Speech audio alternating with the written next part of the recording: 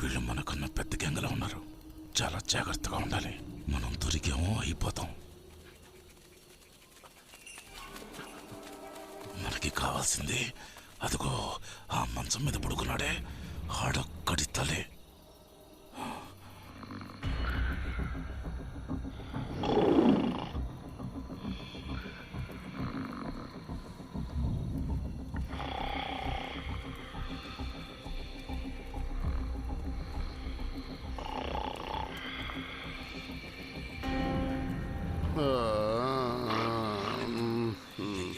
చూసుకుని పోతారా?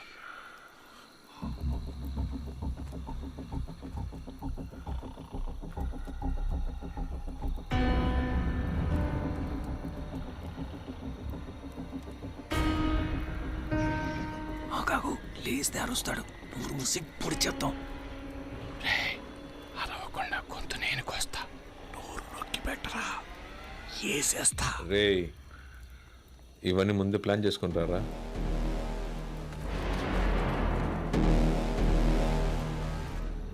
కత్తి పట్టనీకుండా 2 నెలలుగా కంట్రోల్లో పెట్టాను. వీళ్ళు లేచారు, చస్తారు. ఏం జరిగినా అసలు సౌండ్ రాకూడదు. మ్యాటర్ అది.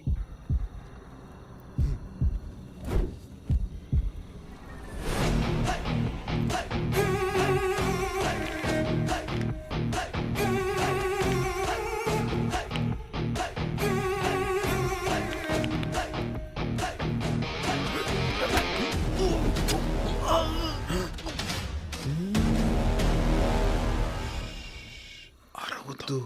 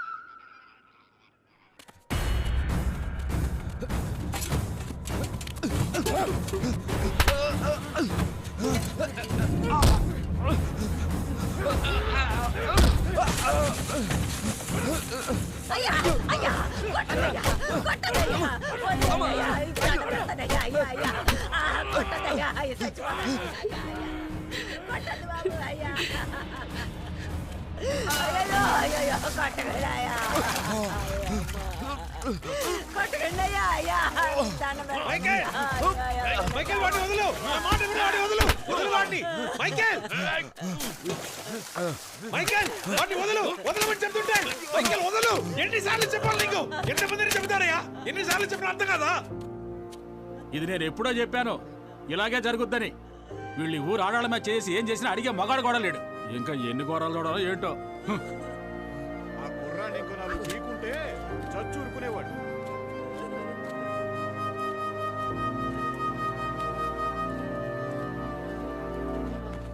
అయ్యో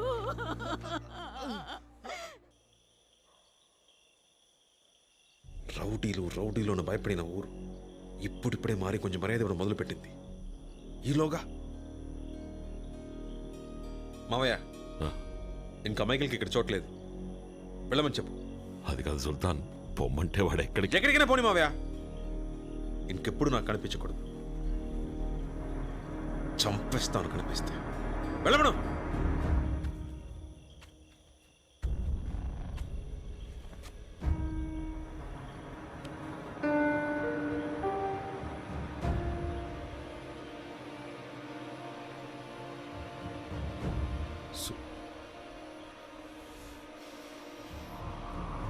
సుల్తాన్, మైకిల్ తరపున నేను క్షమాపణ అడుగుతున్నాను.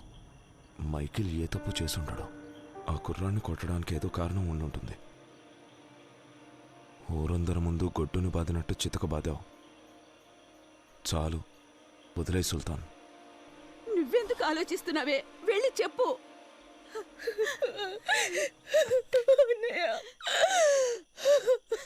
అయ్యా, జరిగిన విషయంలో ఏం తప్పేమీ లేదు. ఇంట్లో ఒంటరిగా ఉన్న మా అమ్మాయితో వాడే పశువులా ప్రవర్తించాడు. సమయానికి దేవుళ్ళ ఈయనొచ్చి మా అమ్మాయి మానం కాపాడారు. అవునన్నయ్య, నువ్వు ఆయన ఎంత కొట్టినా కూడా నా మానం పోతుందేమోనని ఒక్క మాట కూడా మాట్లాడకుండా మౌనంగా ఉండిపోయారు.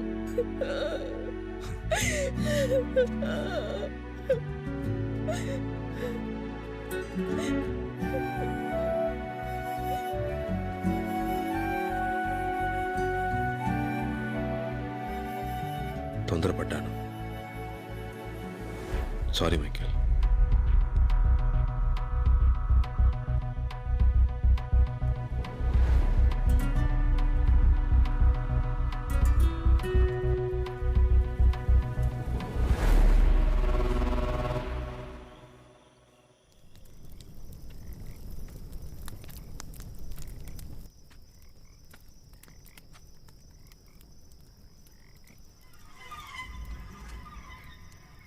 ఇన్నేళ్లు తోడుగా ఉన్న నిన్నే సుల్తాన్. ఏం ఆలోచించకుండా నిన్నే వెళ్ళిపోమన్నాడు. ఇక మిగిలిన వాళ్ళెంత? పెద్ద అయిన తర్వాత ఈ గ్యాంగ్కి నాకు కూడా నువ్వే దిక్కు. అలాంటిది నువ్వు మా ముందు దెబ్బలు తింటావు. ఏం బాలేదు, కొంచెం కూడా బాలేదు. మైకేల్, ఒక గొర్రెల గుంపుకి సింహం నాయకుడిగా ఉండొచ్చు, కానీ సింహాల గుంపుకి గొర్రె నాయకుడిగా ఉండకూడదు మైకేల్.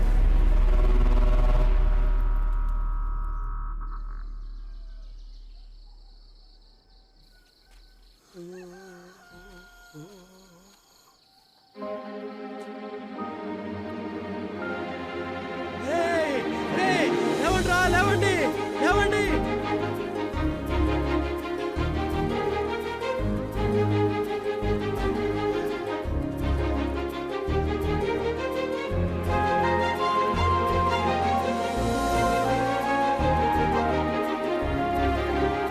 చూసారా, మొలకలు మొలిచాయి.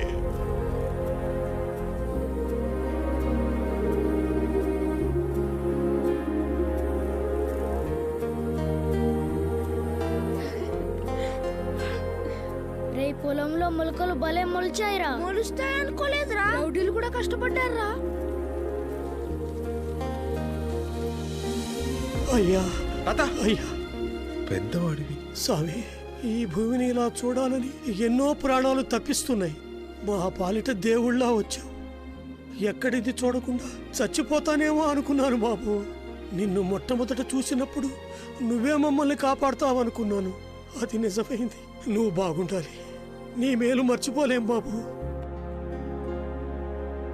పేరుడు ఎలా తీర్చుకోవాలో అర్థం కాదు. ఊరుకో పెద్దాయనా, ఇది మన ఊరు.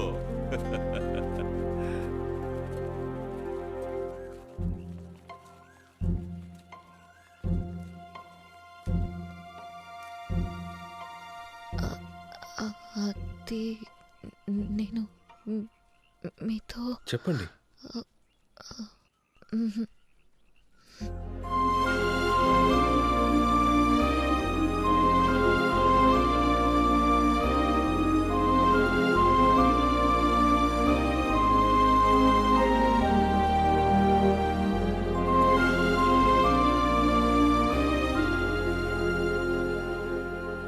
Cowards!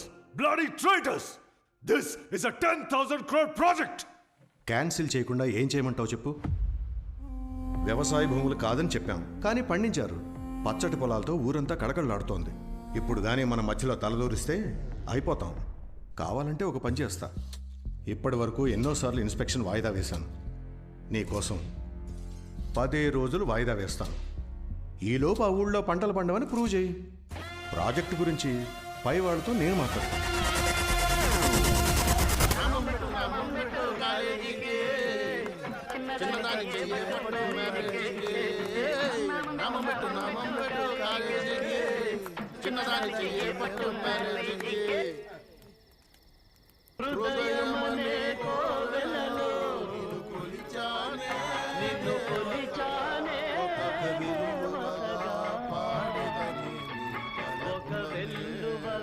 రేయ్, ఏంట్రా మూడు మార్చారు?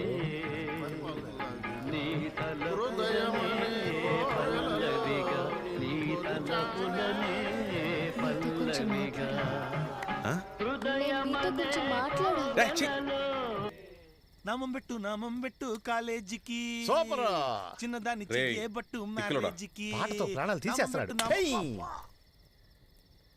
మీరు చెప్పండి. ఊరంతా చాలా సంతోషంగా ఉంది. ఊళ్ళో అందరూ మీరంతా చాలా మంచి వాళ్ళని చెప్తున్నారు. నేనే మిమ్మల్ని అర్థం చేసుకోలేదు. సారీ. చచ్చా, అలాంటిదేం లేదండి. వంట చేయడం, బట్టలు ఉతకడం, అన్ని పనులు నేనే చేస్తాను. కానీ మెట్టినింటికి మాత్రం రాలేను. అమెరికాకి, బాంబేకి మీతో రాలేను. నేను మా ఊళ్ళోనే ఉంటాను. ఇష్టమైతే నాకు ఓకే. ఓకేనా? ఏమంటుంది?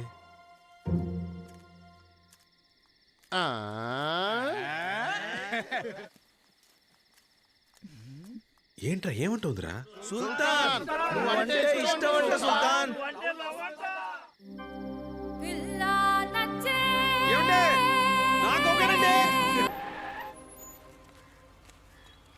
నిజంగా ఎందుకు రిజిస్టర్ ఆఫీస్కి వచ్చాం? తెలీదు మాస్టర్. హే లాయరో, నువ్వేంటి ఇక్కడ? ఏంటి మన్సూర్, చివరికి మాకే పని లేకుండా చేసావే. ఏమంటున్నావు? బాబు ఈ ఊళ్ళో మీ అందరికీ ఒక్కొక్కరి పేరున 2 ఎకరాల పొలం కొన్నాడు. భూమి, దానికి డబ్బు? అది వైజాగ్లో ఉన్న ఇంటిని అమ్మేశారు. అమ్మేశారా? ఆ. ఇంటినా? అవును. ఏంటి మావయ్య, హ్యాపీయేనా? స్వర్గంలో స్థలం కొనేసాం. ఇది తప్పు బాబు. నాన్న మీకోసం వదిలి వెళ్ళింది ఆ ఇంటిని మాత్రమే. దాన్ని అమ్మేసి నాన్న మిగిల్చింది ఆ ఇల్లు కదా మావయ్య, మీ అందరినీ. అది మాత్రమేనా? నేనెంత చెప్పినా వినకుండా తన దగ్గరున్న డబ్బంతా మీకోసమే ఖర్చు పెట్టేశాడు. సార్ మీరు సైలెంట్గా ఉండరా? వీళ్ళు పని నేను చేసుకోండి. చెప్పిన దాంట్లో వెళ్ళండి. తప్పే ఉంది. ఎందుకయ్యా? ఏమంత పెద్ద విషయం కాదు మావయ్య. ఎంతో ఆశగా కంపెనీ మొదలు పెడదాం అనుకుని దాచుకున్న డబ్బు. డబ్బులే కదా మావయ్య, ఏముంది? ఒక 10 ఏళ్ళు ఎవరికిందైనా పని చేయాల్సి వస్తుంది. పర్లేదులే. కానీ నా అన్నలు ఇంకా జీవితంలో కత్తి పట్టరుగా. ఇంకెప్పుడు వాళ్ళని ఎవరు రౌడీలను పిలవరుగా. వాళ్ళు ఇంకెవరికి పని చేయరు, రైతులయ్యారు.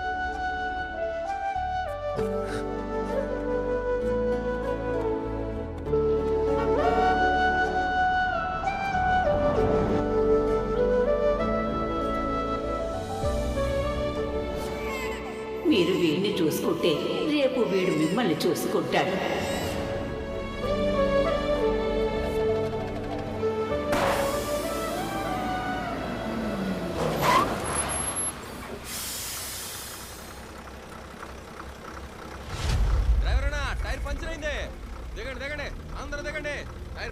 సుల్తాన్, సుల్తాన్, బస్సు టైర్ పంచర్ అయిందంట.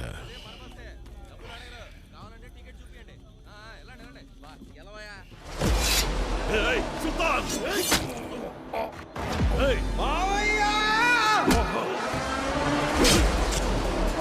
మాస్టర్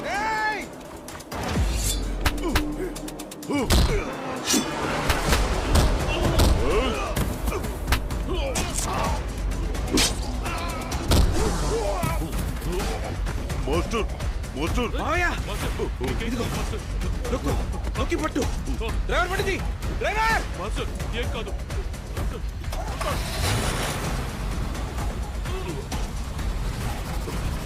ఏం కాదు జగన్ నొక్కి పట్టుకో గట్టిగా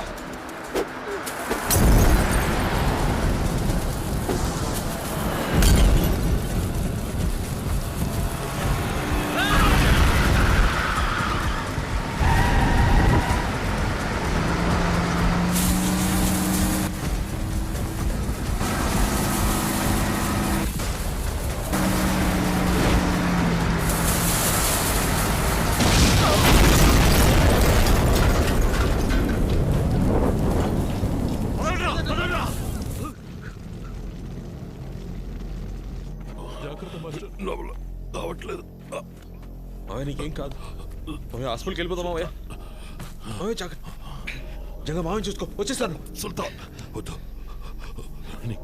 మీకేం కాలేదుగా నాకేం కాలేదు మావయ్య పదమావయ్య హాస్పిటల్కి వెళ్తాం ఏడవడే సుల్తాన్ నేను అసలు ఎప్పుడో చావలసిన వాడిని చావులోనే మనశ్శాంతి దొరుకుతుంది అనుకున్నాను కానీ 3-4 నెలలుగా ఎంతో మనశ్శాంతితో ప్రశాంతంగా సంతోషంగా బ్రతికాను దానికి కారణం మీరే మన వాళ్ళకి ఈ ఊరే కరెక్ట్ మరటోళ్ళు మూర్ఖులు వీళ్ళని ఎలాంటి సమస్య వచ్చినా వదిలిపెట్టకండి సుల్తాన్ వదిలిపెట్టాను మావయ్య నిజంగా సుల్తాన్ జాగ్రత్తగా చూసుకో సుల్తాన్ మీరు పుట్టినప్పుడు నా ప్రాణాలు మీకోసం వదలాలని ఆశపడ్డాను అది ఇప్పుడు జరిగింది మావయ్య నా మాట విను మావయ్య హాస్పిటల్కి వెళ్దాం మావయ్య